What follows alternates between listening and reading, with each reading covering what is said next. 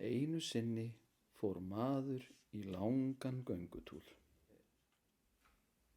Það sem að þið sáu hér var dæmi talglærur. Það eru nokkrar leiðir til þess að búa til svona talglærur. Það fyrsta er að maður þarf að búa til glærurnar og ég er hérna staddur inn í glæruforritinu Keynote. Svo er það hitt að tala yfir glærurnar. Þá er hægt að taka upp tal yfir glærurnar með því að taka upp skjáinn. Þið sjáu að ég er að gera það núna, en síðan er önnur leið. Maður getur tekið upp tal beint inn á glærurnar í Keynote með því að fara í plúsinn og velja Record Audio og þá kemur maður inn í þessa valmynd hér og þið sjáu að það er takki hérna neðst niðri sem er Record takki og ef ég ýti á hann þá byrja ég að taka upp hljóð inn á myndina mína. Einu sinni fór maður í langan göngutúr. Ég get hlustað á hljóðið. Einu sinni fór maður í langan göngutúr. Ég get editerað það eða lagað það aðeins til, klippt þagnir í byrjun og enda og valið trim.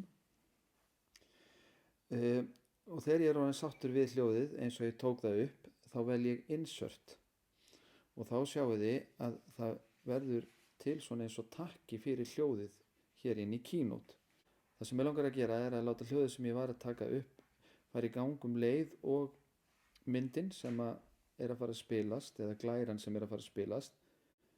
Þá vel ég hljóðið og fæ upp þessa valmynd og ég vel Animate.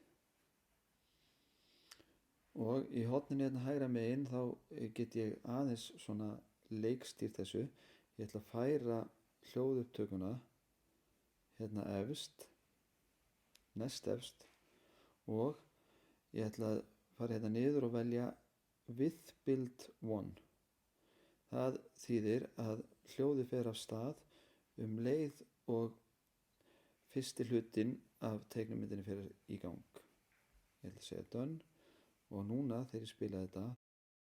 Einu sinni fór maður í langan göngutúr. Þarna heyrið þið hljóðið koma á sama tíma inn. Það sem ég get gert síðan hér er að ég get flutt þessa glærusýningu sem ég er búinn að tala inn á út sem kvikmynd. Ég fer í þessa 3 punkta hérna efst í horninu. Ég vel Export og ég vel Movie. Vel export þar, þá flytur Keynote skjalið út sem kvikmynd sem er hægt að vista í Photos möppuna.